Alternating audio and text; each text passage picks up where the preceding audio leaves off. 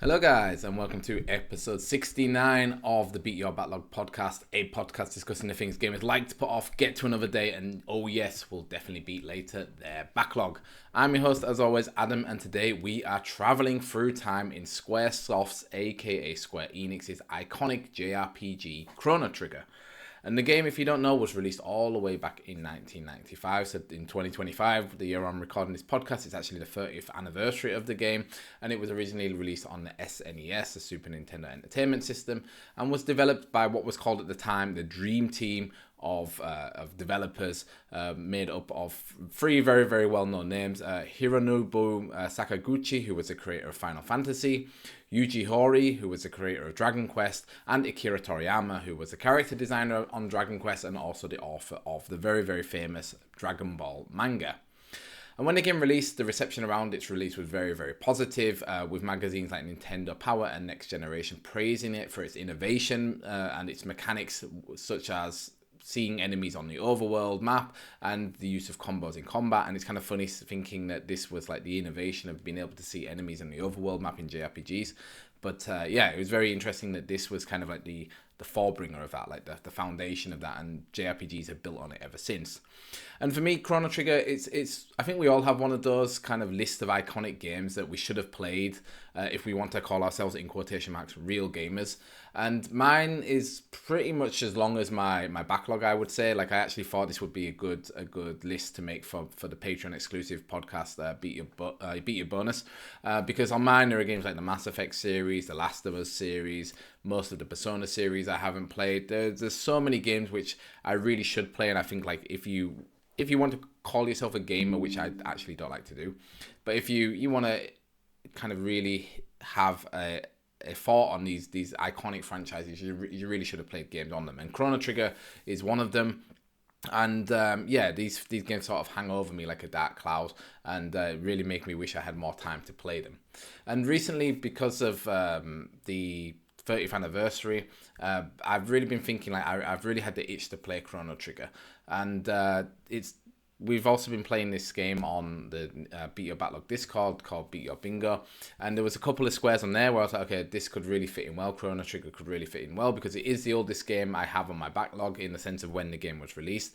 And there was a couple of tiles where I was like, I needed to beat a JRPG, I needed to beat a game made by a Japanese developer, so I was like, okay, Chrono Trigger is perfect for that.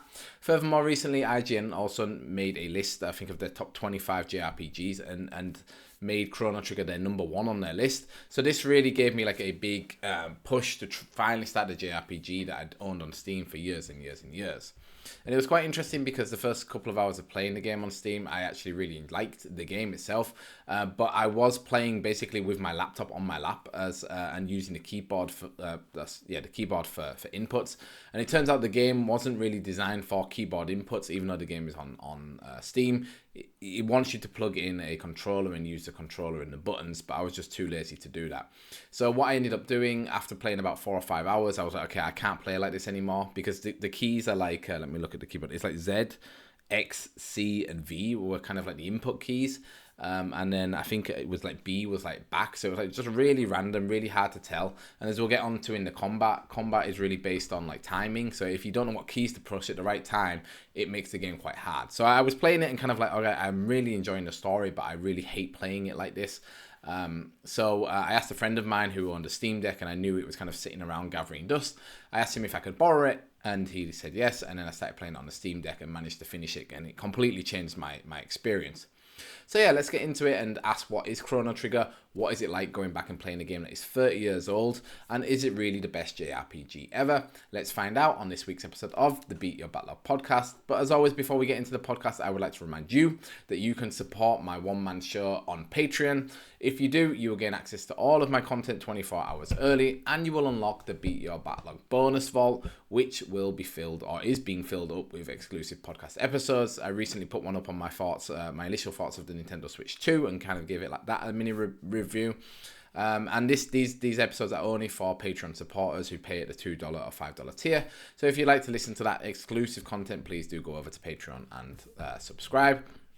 And you can do so by heading over to patreon.com/beatyourBacklog, or you can just click on the link in the description. And as always, thank you so much to all of the patrons that support. It really, really means a lot to me.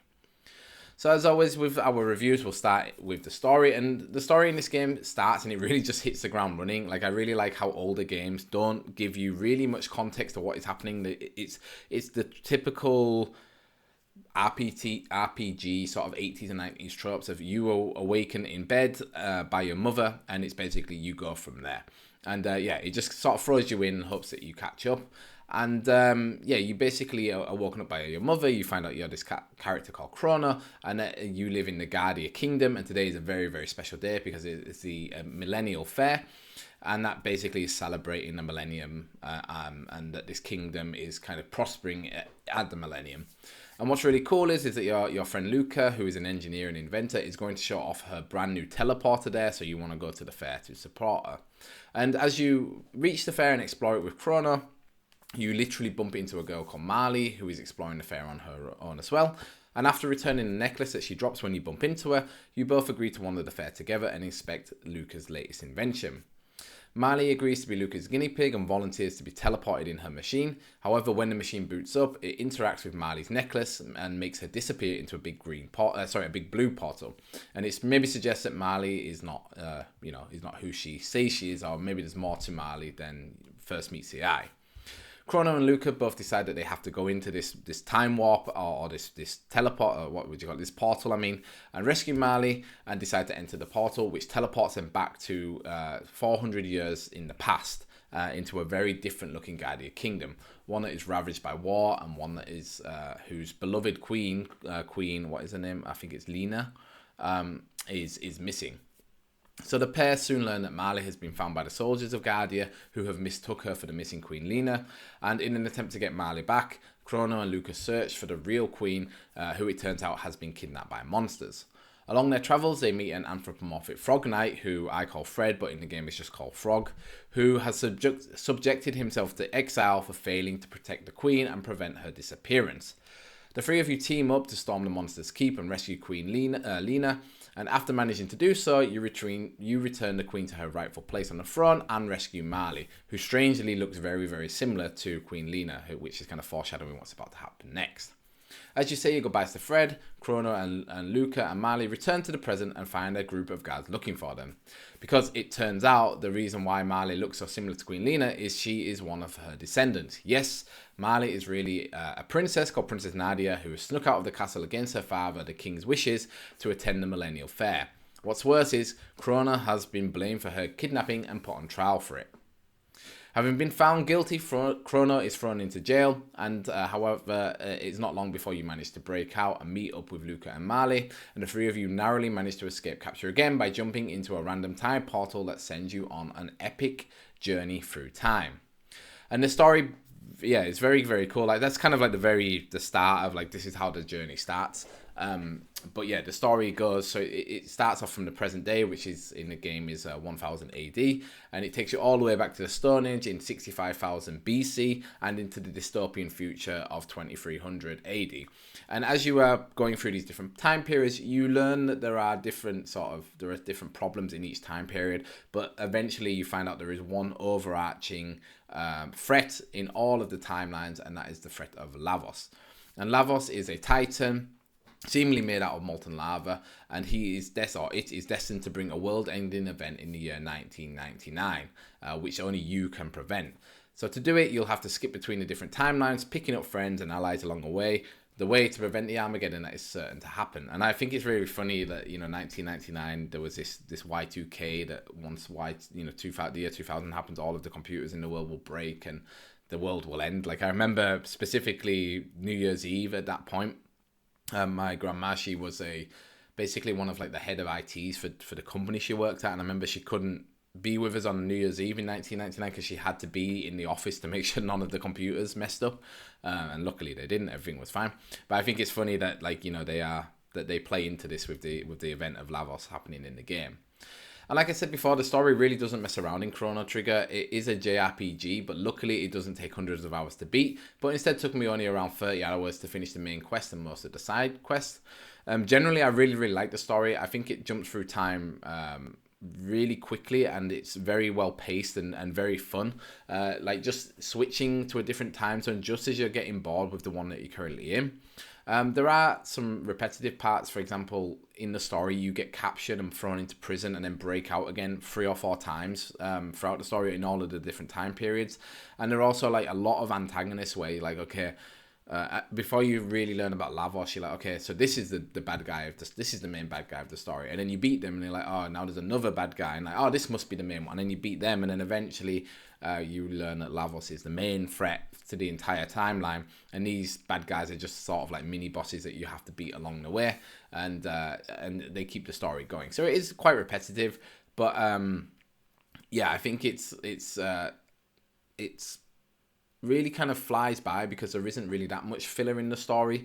Like, there's not really anything where it's like, okay, like, go over there and beat these enemies for me and then come back. Like, the story is always going on like bang, bang, bang, bang, bang. Even though some of it is a bit repetitive and it does meander a little bit, it didn't feel like it was filled out, or like in a lot of modern games, I always feel like in most modern RPGs, you could cut 10 hours out of the story and it would still be fine. This game is very much on point to be like, the story keeps you going, you get through it, and it's really enjoyable along the way. I also really like that there's like a puzzly element to jumping between the different time zones to progress the story or to unlock secrets. There's not really any hand-holding at all in the game. Like I said, it just lets you go. And there aren't any dots on the map telling you where to go, or anything like saying go to this NPC to talk to them. Most of your exploration in the game is talking to NPCs, really paying attention to what they tell you, and them giving you just sort of like, not gentle nudges, but nudges in the right direction of what you need to go and do next. And yeah, I think it did it quite well in the story. Like, normally you can work out which time zone you need to be in and where you need to go. And I think there's also some nice cool little puzzles, like when you go back to 600 AD, you find these chests that you can't open at the very start of the game until you find a special item. And once you find a special item in the story, you can then go and open the chest. And there's also like a level in it where if you go to the chest in 600 AD, click on them, and it asks you want to open it. And if you say no, then you travel through to 1000 AD and go back to the same chest and say yes, you do want to open it.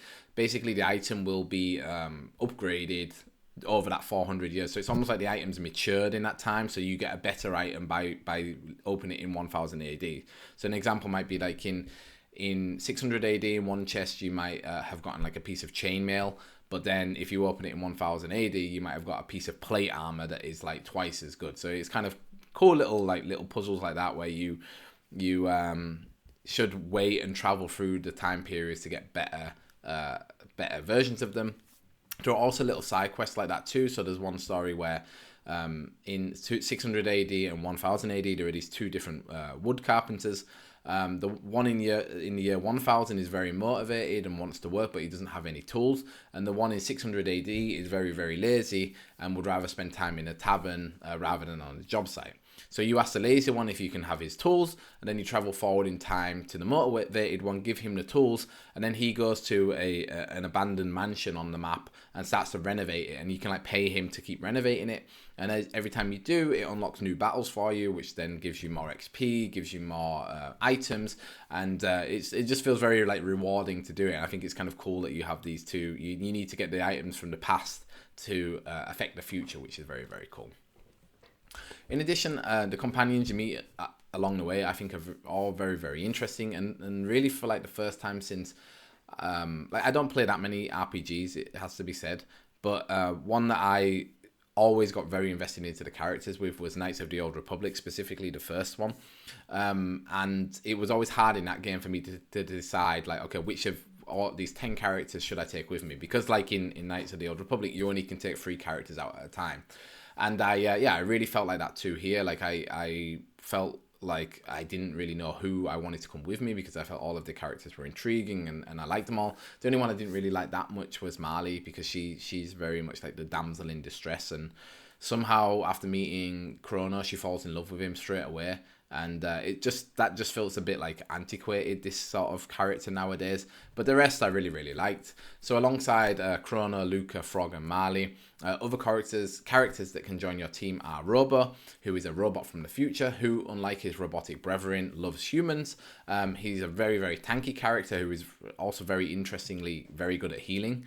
You have a character called Magnus, who throughout parts of the story is an antagonist to you, and is against you and your team. However, after uniting to take down your common enemy Lavos, you learn Magnus is mostly misunderstood and is not such a bad guy.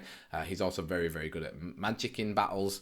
And finally, you have Ayla, who is a scantily clad cave woman, and she is the leader of Ioka village back in like the prehistoric times, in their sort of battle against the evil reptiles, who are like these sort of dinosaur men characters, very Akira Toriyama. Like if you watched old school Dragon Ball back when, you know, they were like fighting dinosaurs and chopping off their tails for steaks, very reminiscent of that era of Toriyama.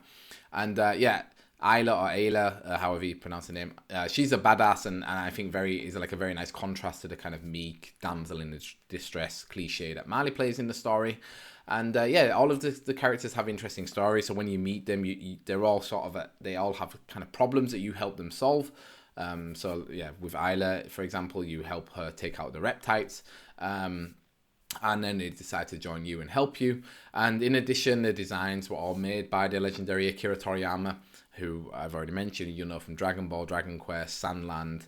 Throughout the story, there are I think I was just as I was reading into the sort of the trivia, I don't think these were in the original games, but when they did the remakes of the games for the PlayStation 1, they added these cutscenes in, so these animated anime cutscenes that are kind of sprinkled throughout the story, sort of randomly. And now that I learned that they weren't in the original game, I can understand why they are just randomly sprinkled in, because they just did them as a sort of a bonus for the PlayStation version.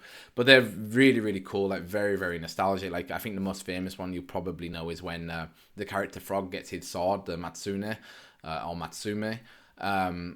It's a very famous cutscene which I knew but didn't know it was from Chrono Trigger until I played the game. There's also a really cool one when you first meet Ayla, where all of these reptiles are attacking you, and she storms in and is like running on all fours like a tiger and takes them all out. Very, very cool. Like I love these bits of anime history and the influence Toriyama had on this game, and I just wish there was more of these cutscenes because they're spread really, really sparsely throughout the game. There's probably maybe like 6 or 7 throughout the entire game, but when they're there, it feels great. Furthermore, each character has their own side quests, which can be completed before you go off and fight your final fight with Lavos. So you have this sort of section where it's like, okay, you can go and fight Lavos now if you want to, or you can go off and basically the main thing that you're trying to do is you are trying to find a rainbow shell, because if you find a rainbow shell, it will get you some very good loot. And the game kind of leaves it open for you to be like, do I want to go and do these side quests or not? I decided I wanted to, because I was enjoying playing the game and because I wanted to see the stories. And the stories, I would say, like each of the character stories, some are more detailed than others. However, it was great being able to dig into each character's past, because I did enjoy them so much. A little bit more with these quests. Out of them, I really like Robo and Magnus's story. So Robo goes back to the future to find out what happened to his robot buddies and his creator. And Magnus's story tells a tale of him being a time bandit, sort of using time travel to continuously evade Lavos. And there's like a big twist in that story where, I won't spoil it, but it's a very good story. And I did all of the side quests for all of the characters, and I got the Beyond Time ending. But interestingly, I later learned that there are 13 distinct endings to this game. So you can go off, because you can go off and fight Lavos at multiple different points in the game, it will alter the ending. So you can, if you want, very early on go and fight him. Like you can just go straight to the end and fight him. It reminds me a little bit of how... in Zelda Breath of the Wild, if you wanted to, you could go straight to Hyrule Castle and take on Ganon. It's not that sort of direct, but there is a point in the game where it's like, if you want right now, you can go and fight him and see what happens. But I think it's like ending 1, so I guess it's the most typical ending that people do. Yeah, which is cool because I think it's cool that there is a lot of replayability there. Like I was actually thinking, I might make this like a yearly tradition where I play through the games and sort of with a guide go through each of the endings. I mean, it would take me 13 years to finally finish it, but I think like the game is well paced enough. It's short enough where you could do that. So that might be something I do, but let's see. What I didn't like about the companion side quests is that they can all be quite vague and hard to work out where you're supposed to go. So especially since I rather stupidly couldn't find the epoch or the wings of time, which is more or less your time machine that you unlock towards the end of the game. So yeah, it's a flying time machine that when you get it, so the first sort of 75% of the game, you can see the overworld map, and it's like one big continent that you're on, and then you get the epoch, and the epoch can fly. So then there are like smaller islands over the water which you couldn't get to before. And up until that point, the epoch is more or less whichever time zone you're in. It's always in a specific location. So you're like, okay, I'm in 2300 AD. I know where it is. I can go there and then travel to 1000 AD, and then it will be there, and so on. And there's like a big story beat where it then gets upgraded to the Wings of Time, and I just couldn't find it anywhere. I was like, well, where is it? Like, where did I leave it? It must be in one of these time zones. And I think in total there are like 12 different like checkpoints in the time zones you can travel to. So I went through all 12 of them, looked around, couldn't find it. And then there's a central hub called, I think it's called like the Center of Time, or the End of Time it's called, where you can kind of practice with your characters. You can talk to your characters. There's another character there that is like a special one that gives you kind of tips of where to go next. And there was like one little, it almost looked like a pier out into like nothingness. And I was like, and that's where Magnus stands. So I was like, okay, there's nothing there. That's just where Magnus stands, whatever. So I was looking for this epoch, and then I had to Google it and realize that if you just walk by Magnus and jump off the edge of the pier, you land in the epoch and then can travel. So that was kind of like a funny thing of like walking around probably for about an hour looking for this thing, and it was right under my nose all of the time. And then having found that, you then realize that it's not like each character has like a branch of side quests.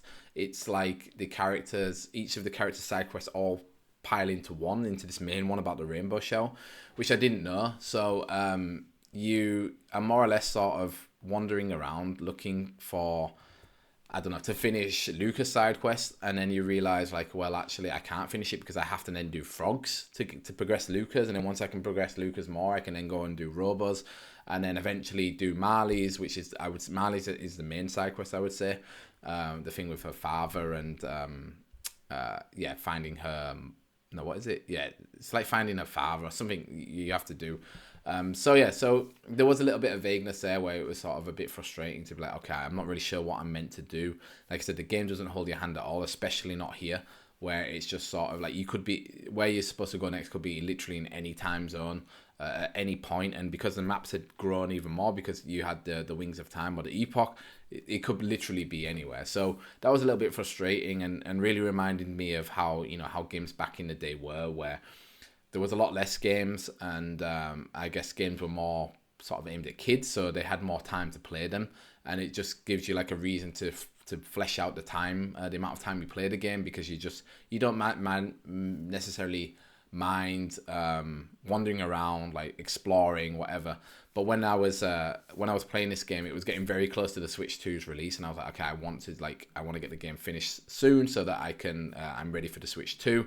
And then this sort of lackluster sort of vagueness started to become a little bit annoying, because I was like, all right, I just want to get through this side quest now so I can go out and fight the boss. So yeah, that was just one thing I didn't like about the game is the pacing in that sense. But yeah, otherwise it was very cool doing the side quests. Then after that, so that's mostly the story. The other big thing about the game is its combat, and the combat in Chrono Trigger is really unlike any JRPG combat system I've played. Saying that, I'm not the biggest JRPG fan, like I've not played that many, but I know a lot of them, especially the traditional ones, are based around turn-based combat, where, like Pokemon, you take a turn, the enemy takes a turn, you take another turn, or maybe you take 2 turns in a row because you're faster. In Chrono Trigger, it's a little bit different because you have these sort of like, it's like real-time turn-based combat, I would say. So it's each character has a cooldown on when they can attack, and the length of that cooldown is basically based on the character's speed stat. So the higher the speed stat is, the quicker they can attack, and the more times they can attack. So if you're watching the video, I'm currently playing some gameplay of a fight, and yeah, here you can't necessarily see the bar that fills up. It's on the bottom right here if you're watching the video. But anyways, yeah, so a bar fills up, and once it's filled, you can do an attack. And there are three main sort of attacks you can do. There is a basic attack, which is just, it does physical damage, and you hit the enemy once or maybe twice. Sometimes you'll do a critical and it'll hit him twice. Then you have I call them team attacks, but in the game they're called techs, where these cost you like magical points, like MP, and they do more damage. And the techs are broken down into sort of solo techs, which a single character does by themselves. So these might be like casting magic. So for example, one of Chrono's main magic types, I think, is light. So he does a single attack where he can shoot out lightning bolts that hit enemies or hit an enemy.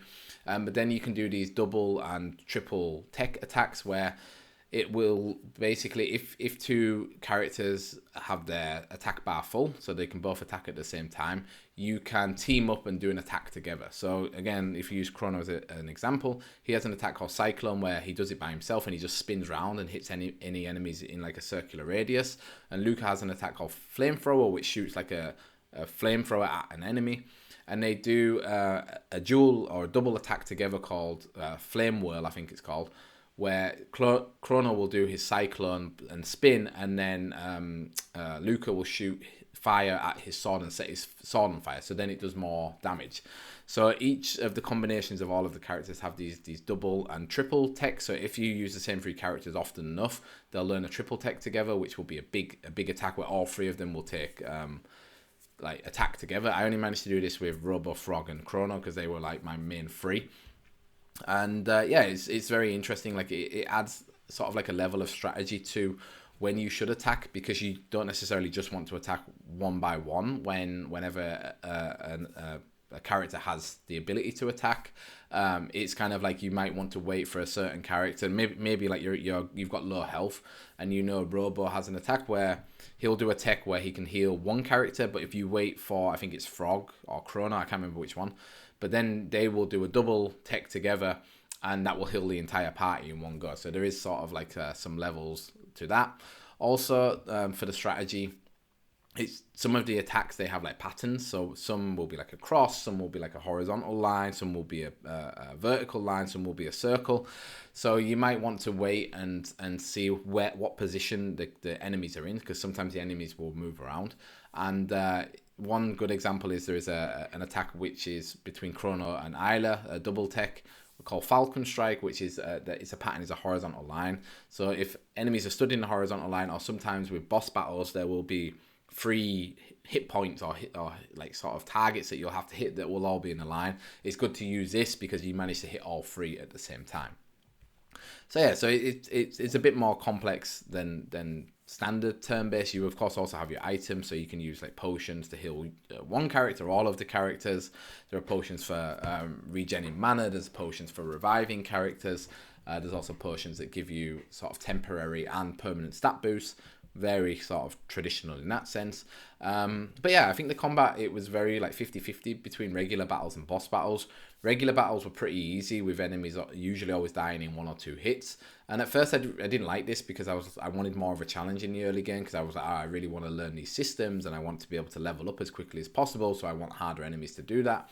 However, by the end of the game, I was quite glad that these battles were short, because you have so many just standard battles that yeah, if every single one was like a game of chess where you had to think about like how to beat the enemy, the game would be 3 or 4 times longer. In the end, these battles you could do like, I always say it like a Pokemon battle, that you just spam A and you just spam. Okay, you beat them, you got your XP, you can move on to the next one, and they barely do any damage to you. On the other hand, boss battles were kind of the opposite. These are more like the chess games of like trying to work out what you are supposed to do to beat the boss. And like I said, in the game or in the story, there are lots and lots of antagonists that you then have to beat as like a boss battle or a mini boss battle. And yeah, the boss battles in the game are a little bit more like puzzles than your typical JRPG boss. So it's not like you necessarily have to just do as much damage as quickly as possible. Sometimes there are like steps to the boss battles that you have to do to be able to actually do damage. For example, there's one boss called Giga Gaia that he has 3 areas you can hit. You can hit his face or his 2 arms. And my initial thought when beating the boss was, okay, well, his arms are like peripherals. If I knock out his head, he'll die, and then I won't have to kill the arms. That sadly wasn't the case. What was happening was, if his arms are intact, he will do like a super move that more or less just wipes out your party in one hit. So I soon was learning that I can't do enough damage to its head to actually knock out its arms. Also, one of the arms heals its head all the time, so you just aren't doing really any damage to it. So then I've therefore worked out that basically I have to wipe out the arms before I can beat it. Which was funny because, yeah, knocking out the arms isn't just enough so once you knock them out, you're not like, you can't just go in on the head because his arms will revive after a certain time. So there was a sort of like a nerve-wracking loop of knocking out his arms, doing as much damage as I could to his head, have his arms revived, knocked him out again as quickly as I could, do more and more damage before he could like do this attack and basically wipe me out. So it took me quite a few turns. Like the boss battles are difficult, especially compared to the regular battles, and they get more difficult as the game goes on. But yeah, it was interesting that like that they each had these steps and these puzzles that you had to work out. And I would say the Giga Gaia one was quite straightforward to work out, and I could easily tell what I was supposed to do. However, some of the other boss battles are a bit more obtuse with their sort of puzzles, and I think this could be quite frustrating at times because these bosses would also have moves that would just wipe you out. And sometimes it would happen so quickly in a fight that you were really like, you would be on your third character would have their first turn and then you would die. And then you were like, well, I don't really have enough time in the fight to actually learn what I'm supposed to do. I just keep getting wiped out over and over. Again, this is where kind of guides then came in quite handy for me to be like, okay, this is what you are supposed to do. But sometimes even just knowing the pattern of what you were supposed to do wasn't enough. Sometimes you had to go off and get actual like upgrades to your armor or your weapons. So yeah, which was quite cool, because the amazing thing about Chrono Trigger is there is little to no grinding at all in the game. So it's, in a typical JRPG, if you hit a wall, you basically go off for 2 or 3 hours, grind, level up, and then come back, and then you're powerful enough to beat them. In Chrono Trigger, you were always kind of at the right level. Like the game was designed and paced perfectly that you are sort of ready to, you are always ready to fight. But there is some things where, yeah, against some bosses, you need certain items or certain like armor to protect you from magical attacks or physical attacks or whatever. And yeah, it's quite an interesting take on the JRPG, because yeah, there is XP, you do level up, but you don't have any influence over what you can level up. Your stats just all go up, sort of like, again, like Pokemon. But you can influence what you wear, and most of the weapons and armor that you find are obvious sort of like improvements on what you had. So, you go from like the bronze armor to the silver armor to the gold armor to the diamond armor, and each time you find this sort of armor, the ruby one, it is better than the previous one. But there are also unique armor sets where maybe its defense stats are worse than what you had, but it will give you better buffs against magic or whatever, or very specific type of attacks where you're like, okay, I know this boss is using lightning a lot, and here is an armor set that protects me against lightning, so I must have to use this armor against this boss. And yeah, so it was kind of nice, because what it meant was it almost reminded me a bit of Elden Ring, where in Elden Ring, when I came up against a boss I couldn't beat, I was like, okay, well, I went north, now I'm just going to go south and see what happens. And then you would go south, naturally you find items, beat enemies, beat other bosses, get XP, and then you'd be like, all right, well, I'll go back to the north now. And then you would absolutely steamroll the boss, because you'd sort of organically grown and leveled up and gotten better. And that's sort of how it feels in Chrono Trigger 2, that you go off and say, okay, I'm going to go off and explore, or go off and find these special items that I know will help me. And as you do, you unlock new areas of the map. You get more, you have more fights against stronger enemies, which gives you more XP, which helps you level up.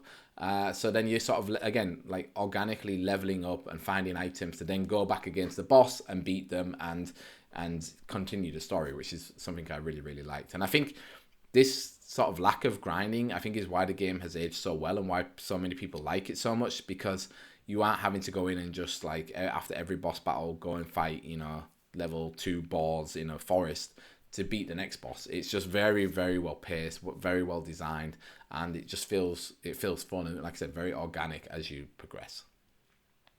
So that kind of then brings us on to the art and sound, and I would say it's not very often that I start this segment with the sound, but damn, the soundtrack to this game is so good.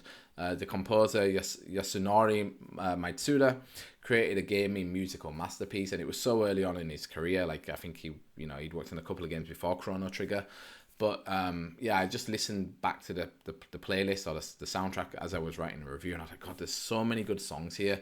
Like, even the intro track where it just has the, what's it called, the, in the clock, like the grandfather clock, the pendulum clicking, or it's just like dock dock dock dock, and then it has this sort of like do do do do do do do, and I don't know, there's just so much like emotion in a lot of these tracks. Like that tune is great. The main theme like has the hairs on the back of my neck like standing on their ends every time I hear it. The battle theme, which there is only one battle theme throughout the entire game, so I've probably heard it 1,000 times now. But still, when I was playing it, I was just like bobbing my head along because it's so good. And like I said, I feel like there's a range to these tracks and a range of the emotions they kind of perceive that you don't necessarily get in modern day games. Like the sort of playfulness of the Millennial Fair track, like the whimsy of the Forest track, and also like the epicness of the tracks, like sort of like Frog's main theme. Each one is just great and just so unique and just brings you back to those points in the game, which I absolutely love. So the soundtrack is fantastic. If you've not played the game or don't necessarily feel like you want to play the game, do listen to the soundtrack. It's amazing. And what else is amazing is the art of the game, because like we said, it was made... it's one of the things that really made me want to play the game for a long time, because it's done by Toriyama, and especially after his death in 2024, I've been kind of driven to experience more of his art outside of the Dragon Ball series, because I know, the old school Dragon Ball. I love that art style, but I've not played Chrono Trigger. I haven't played Dragon Quest. Some of his other mangas I wasn't into either. But yeah, since his death, I got really into Sandland. Been playing Chrono Trigger. I really want to play Dragon Quest next, and as I said earlier, it's so nice to see the fully animated cutscenes and just how nostalgic they make me feel, because they obviously aren't in like high definition, and the aspect ratio is sort of more like a 4:3 aspect ratio, so it really reminds me of like sitting and watching Dragon Ball Z back in the 1990s or early 2000s on like the CRT TV. And again, those designs, like you just don't really see those designs in Dragon Ball Super or the new one, what's called Diamo or something like that, because there was like a certain weirdness to Dragon Ball back in the day, like when all of the Saiyans had tails, and like I said, when they were hunting dinosaurs, which doesn't necessarily exist anymore in the modern games, the modern show. But here it's still very much part of that era of Toriyama. So it's so cool. It's like opening a time capsule. It's really, really cool. And yeah, I think for the rest of the game, the art, like it's pixel art, obviously. I think it falls into that era of like, I think it's like 32-bit. So the color palette they had wasn't the biggest or the best. And some of the colors in the games do look very faded and old and just aren't as vibrant as you might see now in like a Sea of Stars, for example, or Owlboy, or some of these modern pixel art games. Also, the backgrounds, I think, do look very busy, especially when you're in the future and they're trying to portray like mechanical backgrounds. Like it was in that era just before like 3D rendered backgrounds became a thing with like Final Fantasy VII. So the backgrounds do look a bit messy, and sometimes it's especially in the future, it's very hard to work out where you're supposed to go, because everything just blends into each other. So and I think maybe the colors didn't pop because I was playing on an original Generation 1 Steam Deck, not the OLED screen, so that might be why the LCD screen isn't as good as obviously OLED, or now with the Nintendo Switch 2 it's not as good as that screen either, so that might be why some of the colors weren't as vibrant as I was expecting. But it looks fine. Like I was impressed at how many sprites are in the game, actually, like how many there are to portray emotions and how well they are used to portray different emotions. That was pretty cool. And like I said, yeah, the character designs, they have like portrait photos or portrait pictures in the game, which is all done in pixel art, but based on Toriyama's designs, which is cool. So yeah, it's still, considering it's 30 years old, it's a very good looking game. But yeah, but it does bring us on to the question then: does Chrono Trigger need a remake?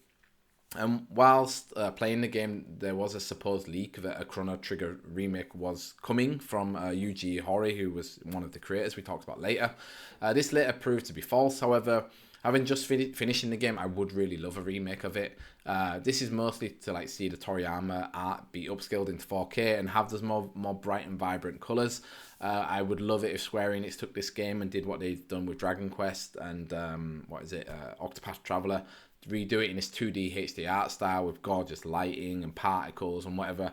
I think it would only elevate the game. I don't think there's much actually the game needs to, from a gameplay perspective, that needs to change. I think some of the UI could do with like touching up, but I don't think otherwise there's really much that needs to happen. And even finishing the game now, I would 100% buy the remake and play it again, because like I said, I would love to go back at some point and keep replaying the endings and get the different endings. In addition, I think making the game accessible on more platforms can only be a good thing. Currently, there are only 3 ways to play the game: on Steam, on the Nintendo DS, or on mobile. I played on Steam, but and found the experience good on the Steam Deck. Like I said, I didn't like playing on my laptop, but the Steam Deck, it felt great. I honestly would have preferred to play on the Nintendo DS, but buying a copy of the game there can cost up to €200 if you want to get it second hand, so that wasn't really an option. And I remember years and years and years ago, I was on holiday in Thailand, and I was like by the pool, and I was like, okay, I want to play a game on my phone whilst I'm at the pool. And I downloaded Chrono Trigger, started playing it, but just I hate like the fake Joy-Cons or joysticks on mobile gaming, so I never played it there. So I would definitely recommend, if you have a Steam Deck, play the game there, because it runs perfectly, it looks good, so it doesn't need a remake. But I think making it playable on the PlayStation, the Nintendo Switch, the Xbox, wherever, I think that can only help the game, and having it have more modern graphics would definitely help it and get it out to a much broader audience. So then that brings us on to the final question: should you play Chrono Trigger? And around the time I was playing Chrono Trigger, IGN released a top list of JRPGs and listed Chrono Trigger as their number 1. It was interesting because I love my time with Chrono Trigger, but I do not think it is a 10 out of 10 game. There are many things the game does well. The story is great, I love the characters, and the combat system still feels unique 30 years after its release. The Toriyama character designs are charming and gave me a burst of nostalgia from my time in the late 90s and early 2000s of watching Dragon Ball Z reruns. And what's more, the soundtrack from Yasunori Mitsuda is a masterpiece with an amazing lineup of songs that have all become so iconic over the years. Nevertheless, playing the game in 2025, there is a vagueness around some of the boss battles and side quests that show the game's age. You can tell this game was made in an era where there was less games to play, so therefore players had more time to play games. And with its trial and error approach to boss battles and its lack of directions in side quests, there were many points during my time with the game where I was not sure what I was supposed to do. Nevertheless, if you have a Steam Deck, I would absolutely recommend Chrono Trigger to you. It's not a 10 out of 10 game for me, but it's still fantastic and a part of gaming history. And yeah, if you don't want to play a retro feeling game, I'm certain a remake will be announced this year, or maybe even released this year. So maybe wait on and see if that happens and then play the remake. But definitely play this game if you have the chance to do so. So yeah, guys, that was episode 69 of the podcast. I hope you enjoyed. I'd love to know what you think of Chrono Trigger. I know a lot of the guys in the Discord also have it on their backlog and have been kind of waiting for this review to maybe decide if they're going to play it. I know Hoppel started it, but I don't think I've seen an update on it since he started it, so I think he must have put it down. But yeah, do let me know if you have already played Chrono Trigger or if it is on your backlog to beat. Also, if you are a JRPG fan, let me know what some of your favourite JRPGs are. I'd love to kind of get into more. I'm really thinking about looking at Sea of Stars because as I was doing research for the podcast, there was a lot of comparisons to Sea of Stars. As like, if you like Chrono Trigger, you might like this. But yeah, if you have any other JRPGs that you love, let me know in either. If you're a Spotify listener, you can let me know in the comments below. Or if you're listening elsewhere, let me know on social media by adding me on Blue Sky, which is Beat Your Backlog. Or you can join our Discord, the link to which is in the description. Also, like with all of my podcasts, I do a written review on Patreon. So if you're interested in reading the written review and looking at my screenshots that I made, please go over to Patreon. The link is in the description. And if you are, if you're there, why not support me there too? Like I said, if you join at the $2 or $5 tier, you will get access to Beat Your Bonus, which is an exclusive podcast series just for patrons.